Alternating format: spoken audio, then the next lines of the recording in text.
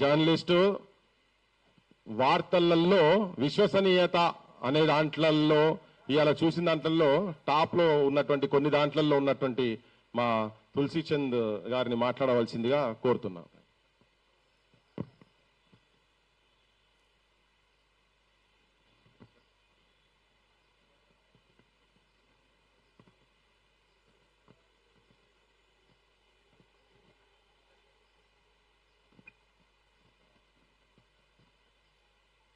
అందరికీ నమస్తే. ఇట్లాంటి ఒక కార్యక్రమాన్ని నిర్వహిస్తున్న తెలంగాణ క్రాంతి దళ్ పృథ్వీరాజ్ గారికి ధన్యవాదాలు. మనమందరం కూడా ఈరోజు ఇక్కడికి సార్కి సంఘీభావం తెలియజేయడానికి వచ్చాము. బట్ నేను ఒకే ఒక క్వశ్చన్ అడగాలి అని అనుకుంటున్నాను. How dare you TDP, how dare you TDP to post like that, how dare you TDP to troll like that. లిటరల్గా తెలుగుదేశం పార్టీ ప్రొఫెసర్ నాగేశ్వర్ గారిని ట్రోల్ చేసింది, దారుణంగా ట్రోల్ చేసింది. ఒక ట్రోల్ పేజ్ స్థాయికి Telugu Desam party official Twitter handle దిగజారిపోయింది. ఎంత ధైర్యం ఉంటే, ఎంత బరితెగించిపోతే, ఎంత దిగజారిపోతే ఒక ట్రోల్ పేజ్ స్థాయికి Telugu Desam party official Twitter handle దిగజారిపోతుంది. ఒక ట్రోల్ పేజ్ లాగా ఎలా మారిపోతుంది. ఒక రాజకీయ పార్టీ కండువాని ఒక ప్రొఫెసర్, ఒక గౌరవనీయ వ్యక్తి ఇప్పుడు వేరే పార్టీ కండువాల్ని వీళ్ళ మెడలో వేసి వీళ్ళు పలానా పార్టీ వాళ్ళు కాబట్టి వీళ్ళు చెప్పేదానికి విశ్వసనీయత లేదు అని చెప్పి వాళ్ళ క్రెడిబిలిటీని దెబ్బతీయడం. ఇక్కడ వాళ్ళు కొనలేని వాళ్ళు ఎవరైతే ఉంటారో వాళ్ళ మెడలో ఇట్లాంటి కండువాలు వేస్తారు. సో మీ అందరి ముందు ప్రొఫెసర్ గారికి నా రిక్వెస్ట్ ఏంటంటే, మీరు డిఫమేషన్ కేసు వేయండి సార్. అట్లా చేయడానికి వీల్లేదు. అది మన ఆత్మగౌరవాన్ని దెబ్బకొట్టడం. అంతేకాకుండా భవిష్యత్తులో ఏ జర్నలిస్ట్ కూడా ధైర్యం చేసి తన అభిప్రాయాలను లేకపోతే ఒక నిజాన్నో చెప్పకుండా చేయడానికి ఇట్లాంటి చర్యలు దారితీస్తాయి. చాలాసార్లు నాకు కూడా అదే అనుభవం అయింది.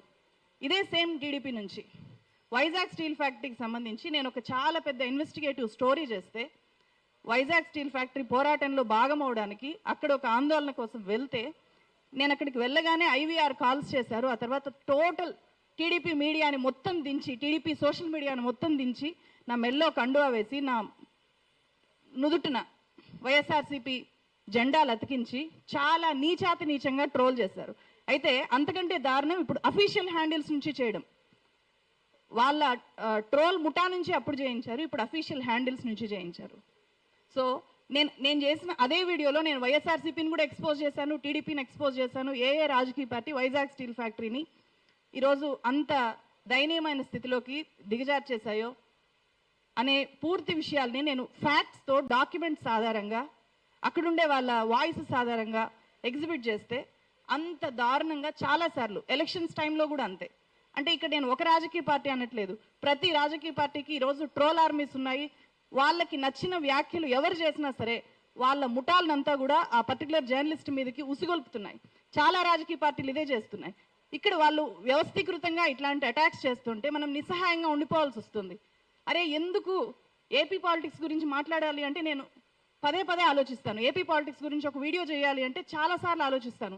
ఇది నిజంగా చెయ్యాలి, తప్పదు చెయ్యక అంటేనే చేస్తున్నా. ఎందుకంటే ఇదే పరిస్థితి. ఏదైనా సరే వాస్తవం చెప్పాలి అంటే అక్కడ స్వీకరించడానికి రెడీగా ఉండరు. తెలంగాణలో లాగా కాదు. ఏపీలో ఉండేవి రెండే పార్టీలు. ఉంటే నువ్వు అక్కడుండు, లేకపోతే ఇక్కడుండు. ఉంటే నువ్వు అక్కడుంటావు, లేకపోతే ఇక్కడ ఉంటావు. నువ్వు న్యూట్రల్గా ఉంటావు అని చెప్పి ఎవరు నమ్మరు అక్కడ. అంత దారుణమైన పరిస్థితిలోకి మీడియా దిగజారింది. కాబట్టి వీళ్ళు న్యూట్రల్గా ఉండే జర్నలిస్టులు అనడానికి కూడా వాళ్ళు రియలైజ్ అవ్వలేకపోతున్నారు. వీళ్ళు న్యూట్రల్గా ఉంటారు, వీళ్ళు వాస్తవాలు చెప్తున్నారు, దాని నుంచి మనం ఏదైనా తీసుకోగలిగితే తీసుకుందాము, ఫీడ్బ్యాక్ కింద తీసుకుందాము అంటే కూడా వాళ్ళు డైజెస్ట్ చేసుకోలేకపోతున్నారు. వాళ్ళ దృష్టిలో అందరూ కూడా అమ్ముడుపోయిన జర్నలిస్టులే. నిజంగా వాళ్ళు అమ్ముడుపోయిన జర్నలిస్టులు అని చెప్పి భావించరేమో కానీ అట్లాంటి ప్రచారం అయితే చేస్తారు. ఎందుకు చేస్తారు, ఎందుకు భావించరు అంటే అధికారం వాళ్ళ చేతిలో ఉంటుంది. ఎవరి ఫోన్ నెంబర్ అయినా వాళ్ళ దగ్గర ఉంటుంది. ఫోన్ నెంబర్లతో పాన్ నెంబరు అటాచ్ అయి ఉంటుంది. ఎవరి అకౌంట్లోకి ఏ పార్టీ నుంచి ఎంత ఫండ్ ట్రాన్స్ఫర్ అయ్యేది గవర్నమెంట్లో ఉండే వాళ్ళు ఈజీగా తెలుసుకోవచ్చు. అట్లాంటివి ఎక్స్పోజ్ చేయొచ్చు కదా.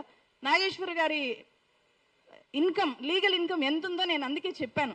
నేను చేసిన వీడియో స్టార్టింగ్లోనే 10 లక్షల రూపాయలు లీగల్ ఇన్కమ్ పొందుతున్న వ్యక్తికి ఏదో టీడీపీ దగ్గర వైఎస్ఆర్సీపీ దగ్గర డబ్బులు తీసుకోవాల్సిన అవసరం ఉంటుందా? ఎందుకు ఉంటుంది? పోనీ ఆయన ఏపీ పొలిటీషియన్గా మారాలనుకుంటున్నారా? రాజ్యసభకి వెళ్ళాలనుకుంటున్నారా? ఏమీ లేదు కదా. అంతకు మించిన మీ దగ్గర ఆధారం ఏమైనా ఉందా అని చెప్పి ఏమీ ఉండదు. నిజంగానే అకౌంట్స్ బయట పెట్టచ్చు కదా. పలానా పార్టీ నుంచి పలానా వ్యక్తికి ఇంత ట్రాన్స్ఫర్ అయింది అని చెప్పి తెలుసుకోలేవా? గవర్నమెంట్లో ఉండే వాళ్ళు తెలుసుకోలేరా? చెప్పచ్చు కదా. అట్లా ఎప్పుడు చెప్పరు, ఎందుకంటే చెప్పలేరు. ఫస్ట్ ఒక జర్నలిస్ట్ మీద తీవ్ర స్థాయిలో అటాక్ జరుగుతోంది అంటే ఆల్రెడీ అన్ని రాజకీయ పార్టీలు ఆ జర్నలిస్ట్ని కొనేయడానికి, వాళ్ళ వైపు తిప్పుకోవడానికి ప్రయత్నాలు చేసుంటాయి. ఆ ప్రయత్నాలకి లొంగనప్పుడు దాడులు చేస్తాయి. ఇది నాకు చాలా చాలా ప్రాక్టికల్ ఎక్స్పీరియన్స్. సో అందుకనే ఈ సందర్భంగా టీడీపీ ఖచ్చితంగా క్షమాపణలు చెప్పాలి అని చెప్పి ఒక జర్నలిస్ట్గా నేను డిమాండ్ చేస్తున్నాను ఈ వేదిక నుంచి. వాళ్ళు క్షమాపణలు చెప్పి వాళ్ళు ట్విట్టర్లో పోస్ట్ చేసిన ఆ పర్టికులర్ పోస్ట్ రిమూవ్ చేయకపోతే కనుక ఖచ్చితంగా సార్ని డిఫమేషన్ కేసు వెయ్యాలి అని చెప్పి రిక్వెస్ట్ చేస్తున్నా. ఇక్కడ ఇంకొక విషయం కూడా చెప్పాలి.